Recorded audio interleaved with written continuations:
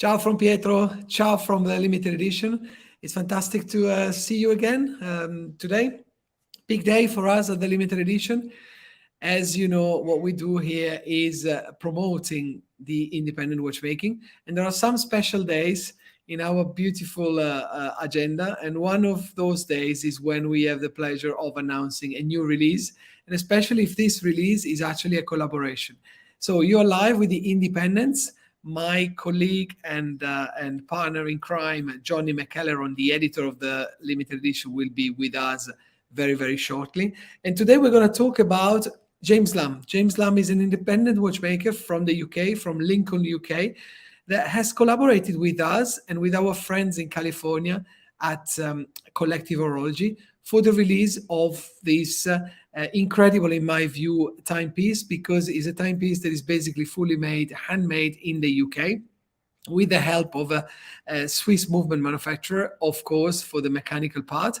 But we'll go into all the details when my editor, our editor, Johnny McElherron from Ireland, will be with us live. And here is Johnny. Good to see you, Johnny. How are you?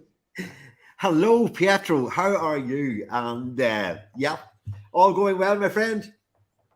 All great. Thank you very much. It's one of those days, Johnny, when it doesn't matter how early we wake up in the morning, it's always going to be crazy. And literally, we managed to set up this live last minute, but we're very happy to be doing so, Johnny, because it's always very exciting where we are part of a grand scheme kind of project, as I like to call it, a wide collaboration between a watchmaker, a group of collectors in California, Collective Horology, and ourselves, who are the retailers for independent watchmakers. And today we're presenting a brand new piece from a nearly unknown, underground, shall I say, watchmaker. His name is James Lamb. Absolutely, yeah. Again, it's fantastic to have this this collaboration. It also shows the breadth of the collaboration, the connections that we have with the other players in the industry, all with the same agenda, which is to promote and to develop and to raise awareness of these guys are the rising stars of independent watchmaking. Virtually anybody in the collector's arena nowadays are aware of the grand masters of our time. But bubbling under that, there are dozens of exciting young talents who are all doing their own individual projects and breaking through. And we looked at one amazing one last week with Philippe Pikulik from Dresden in Germany. And today we are in the UK to look at a young watchmaker who is using traditional standards and traditional techniques to create his watches. And that young guy is James Lamb. And as you say, he's based in Lincoln. And so he is part of the vanguard, if you like, who are reviving watchmaking in England. Bearing in mind, England used to be the global center of horological creativity, horological innovation. So much of today's watchmaking owes a great debt to the people like Mudge, Tompion, Graham, Arnold, John Harrison, who all on their own developed particular innovations that are still widely used in watchmaking 200-300 years later, which is amazing. And that's one of the things that really, really appeals to me about in watchmaking and independent watchmaking in particular, that the fundamentals are basically unchanged for nearly 3 centuries. Absolutely. And we're going to structure these. What we're going to do today is to present international, worldwide preview. We will present the watch, which is here with me, next to me on my additional camera. We'll present the watch, and at the same time, very soon we will bring also James Lamb live, and this is going to happen next week. Part of this global launch also is podcast with Scottish watches, which should come live today as well. So Wow. as always, this is a small operation, commercially, if you think about it. We're talking about a limited edition of 12 pieces. 6 of them will be sold through the limited edition, 6 of them through Collective Horology in the US.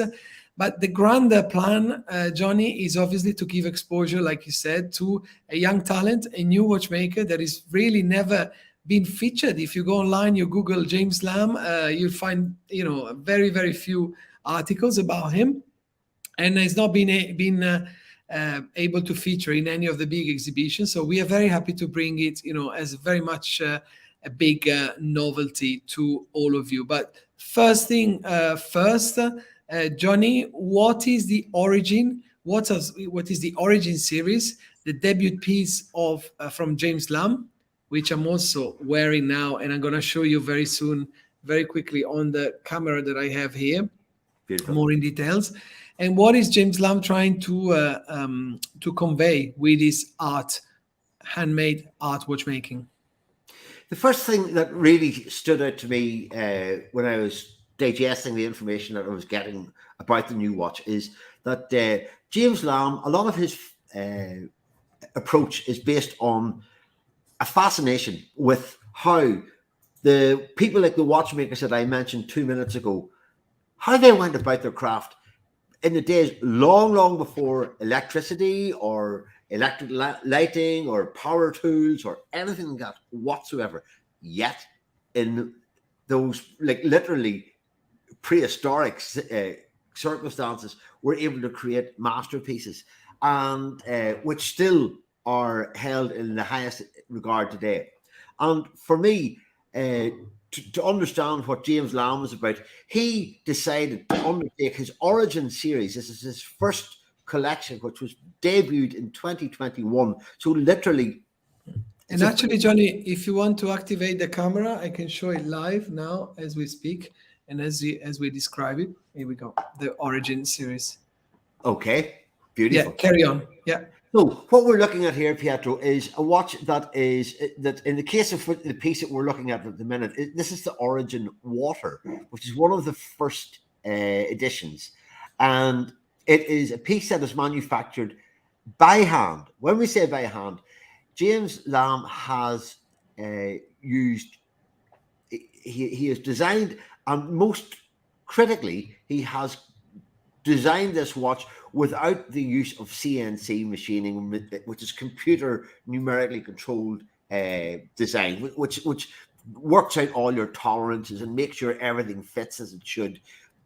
James Lamb has eschewed those modern day techniques to draw out his watch on paper and to calibrate all his tolerances, the sizes, the dimensions by himself, and which is quite remarkable because that is very, very rarely done now. And in particular, manufacturing his own case, virtually unheard of in this day and age. There are case making specialists who provide the independent watchmakers with everything that they need. So it's a matter of the independent watchmaker is either specializing on their dials, on their movements, or details like that. And what James Lamb has done here he has manufactured his own case out of in the case of the Origin Water, I think it's sterling silver, but the one that we're about to look at, Pietro, is argentium, which is argentium 395, which is an alloy, a silver alloy, which has both a brighter color and is much more resistant to tarnishing over time. So where silver can get a green patina over time, using argentium alloy reduces the likelihood of that happening. So it is a fantastic. It's also a very difficult material to work with as well. So there's no James Lamb has taken the hard way, no shortcuts when it comes to creating this watch. Yeah, no, I confirm that. Of course, the argentium is used across the board because obviously James wanted a material that could be completely can I say, anti-tarnishing and also purer, because I didn't know this, but argentium is actually purer than sterling silver, as it goes to 0.935 as opposed to 0.925. And it's of course hallmarked as such by the SA office in London. So argentium keeps, as you said, and as you were mentioning, Johnny, that nice malleability that can kind of help. But then, of course, we will see how complex the process is.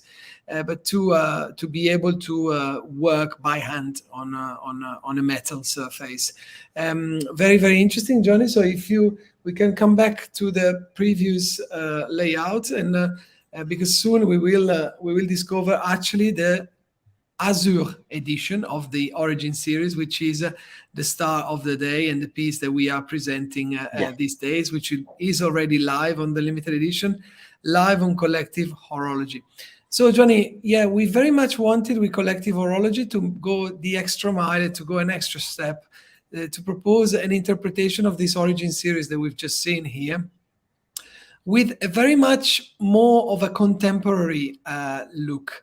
How to do that when you are dealing with handmade processes, and you're dealing with enamel dials, and with some of the finest techniques used in watchmaking, such as champ-levé, for example, enamel, and completed by an off-centered, very British-looking off-centered dial, which is made in ceramic.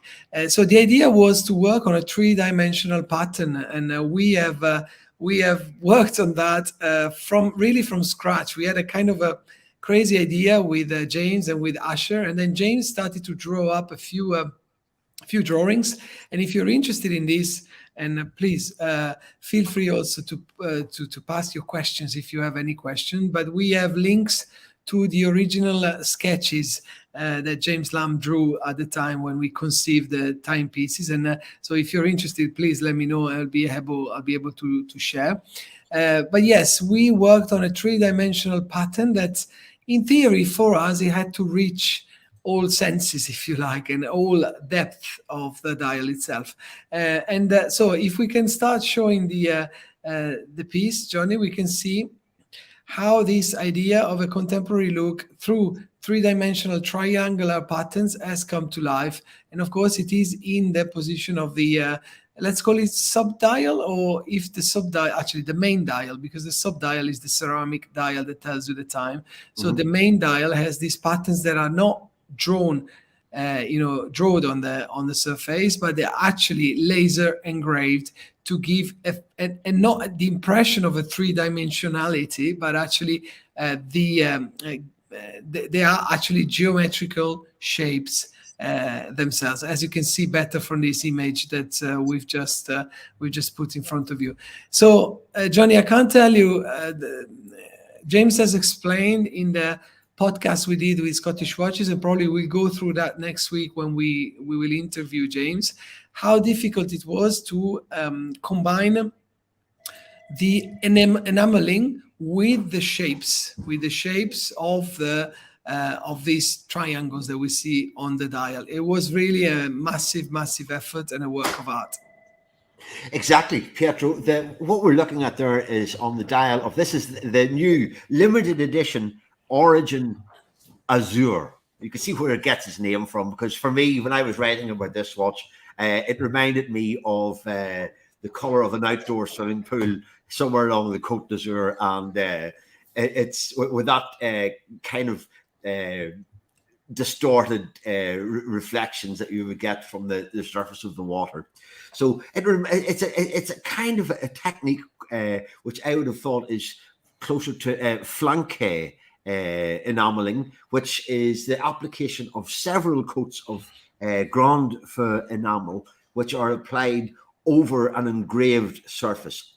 The surface of the dial itself is in silver, and the pattern, the effect that is achieved on it, is achieved via laser engraving. And so while there's so much traditional about the Origin Azur, there are little touches of state-of-the-art technology that bring it allow that lovely crossover between traditional and contemporary techniques. And so the dial, the display area is it has that lovely glassy gloss, which is what you get with the application of the enamel. Beautiful. Absolutely. And this is for the dial, and we'll have the before we go to the piece itself. Maybe Johnny, you can take us to a little journey as we were talking about how the case is realized, and then we moved on to the dial.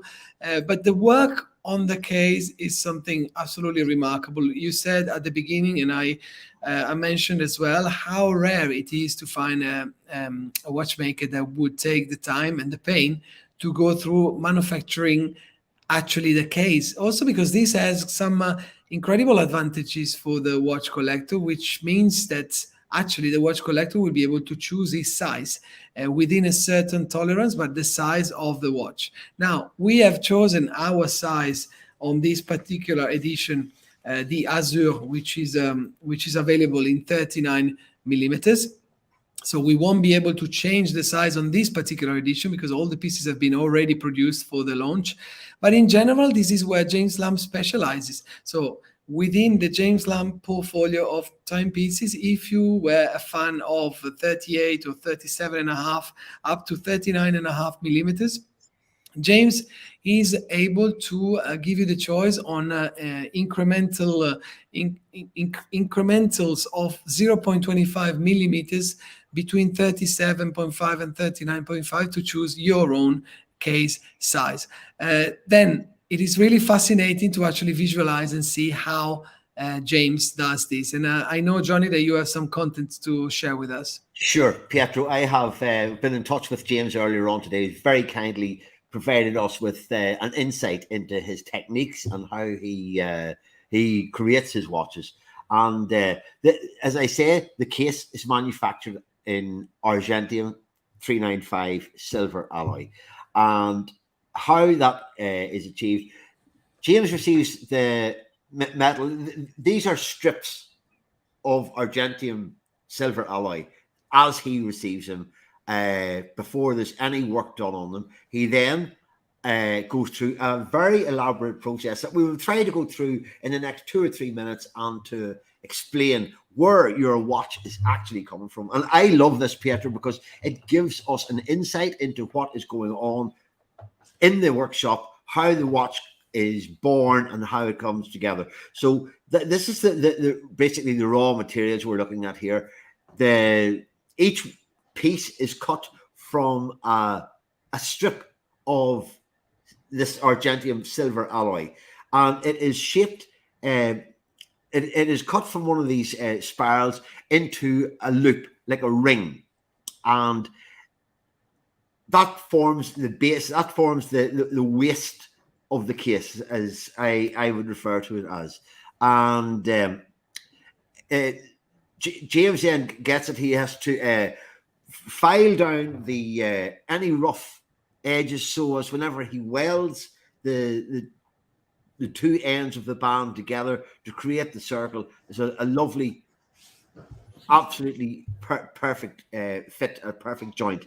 And there's images of what we're looking at so far is the process behind what James really specializes in here is in manufacturing the case. So as you can see, it is a very hands-on, very painstaking, very labor-intensive process.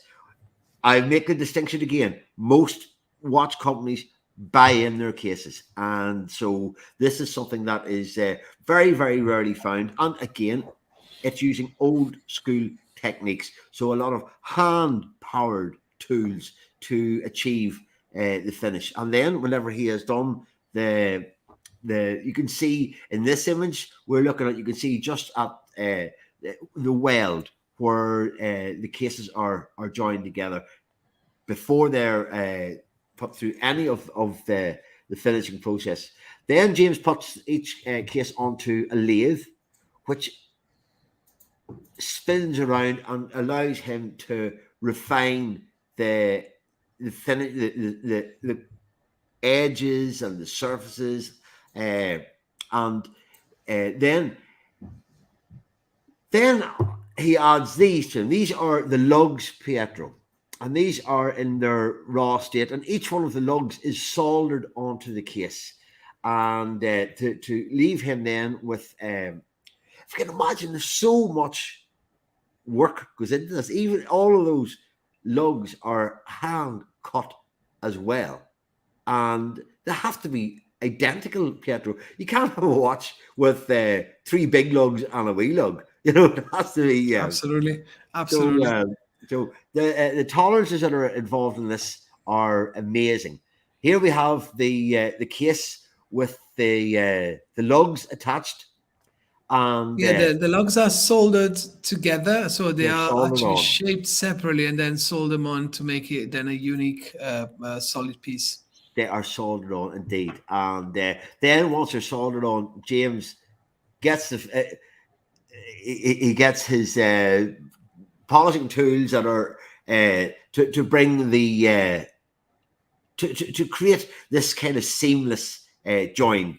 So although the lugs are soldered on, it's seamless and very, very beautiful. So that basically is the process behind how James manufactures his cases.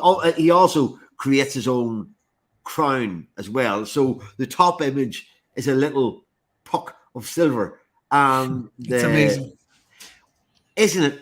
When you consider the detail that goes into that small little element that people just take for granted. It's okay. Again, most companies source these from the case manufacturers. A very popular one among independent watchmakers, for example, is Catin, which is Carivatalinen's case manufacturing company. And so, again, what James is doing here is going to the most traditional way of manufacturing, and I think it's a fantastic insight to see how he has gone about all the different steps involved in manufacturing. Absolutely.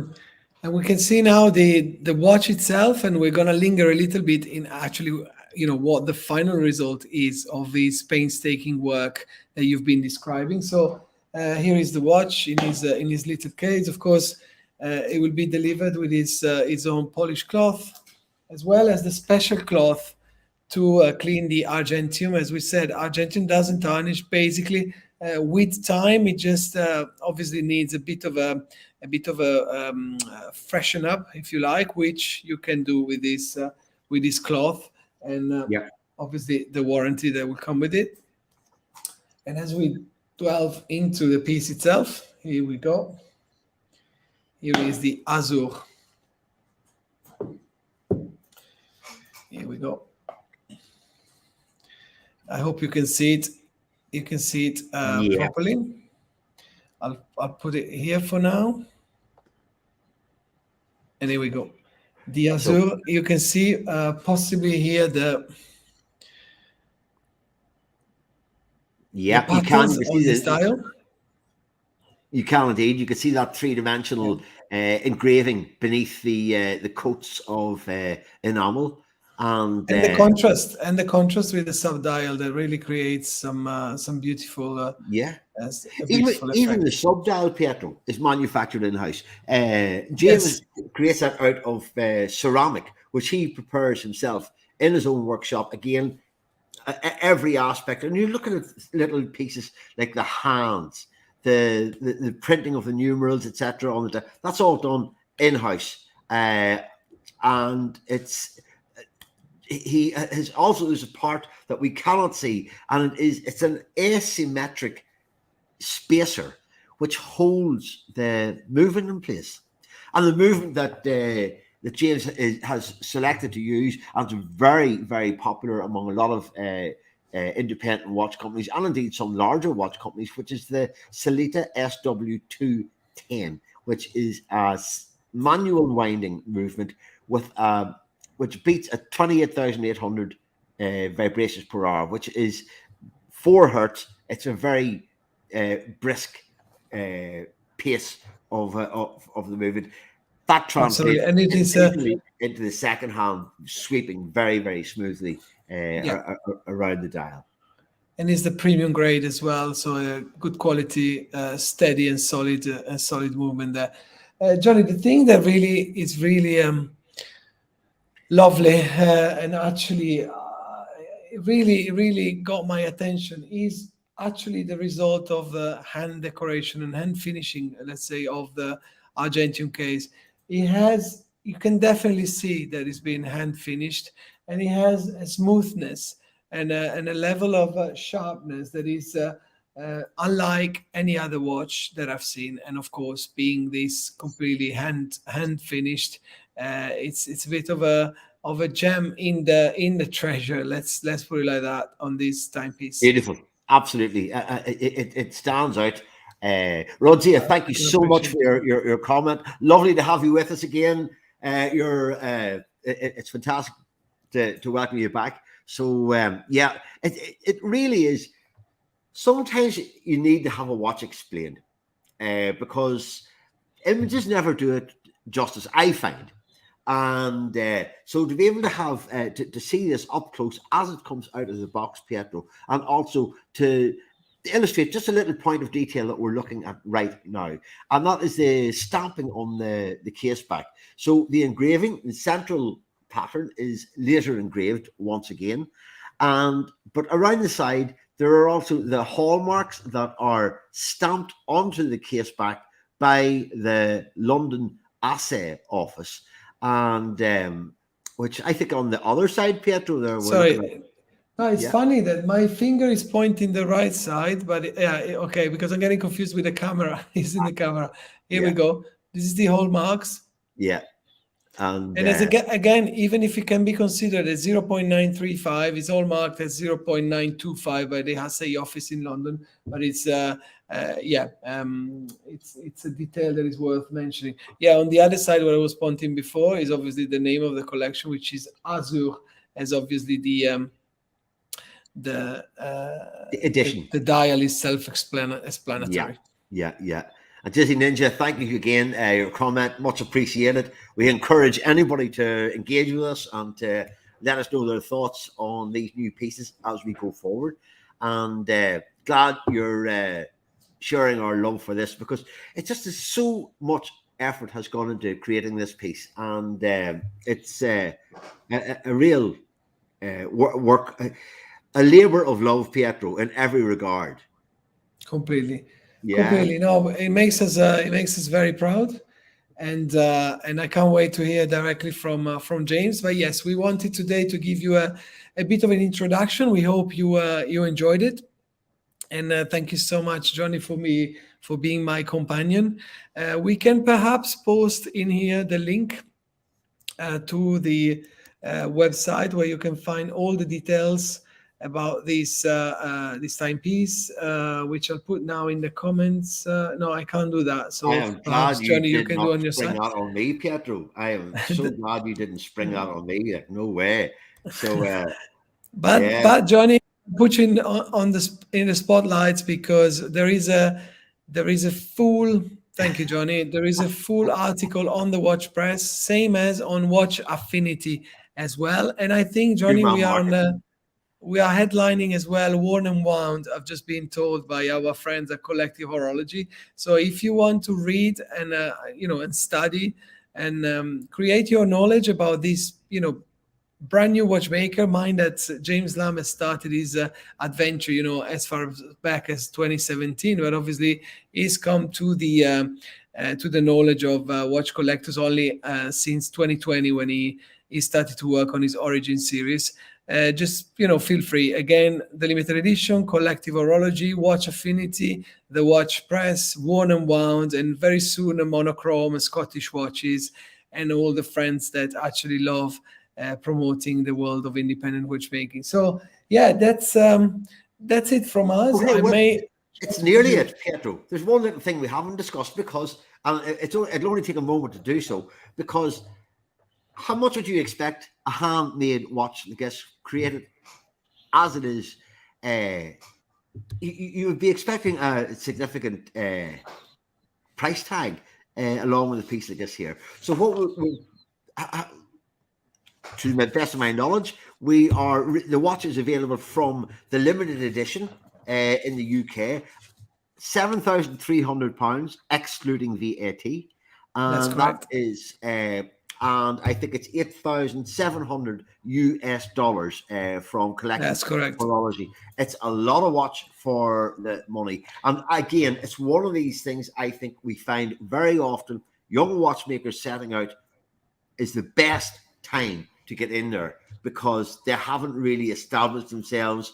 They're a little maybe reserved on their pricing and things like that there. So I think where £7,300 is not small money in anybody's terms, it's still exceptionally good value for a watch that has so much hand crafting has been invested into every element: the case, the crown, the dial, the sub dial, the hands, the case back, every part of it. If we want to go and recap the technical specs, I can say, the watch comes in a 39 millimeters argentium silver case, and is 9.75 millimeters thick, with a lug-to-lug measurement of 48 millimeters and 18 millimeters strap width. The strap is a sustainable calf strap that we kept as understated as possible to really give life and to create a contrast with the incredible dial and the case itself.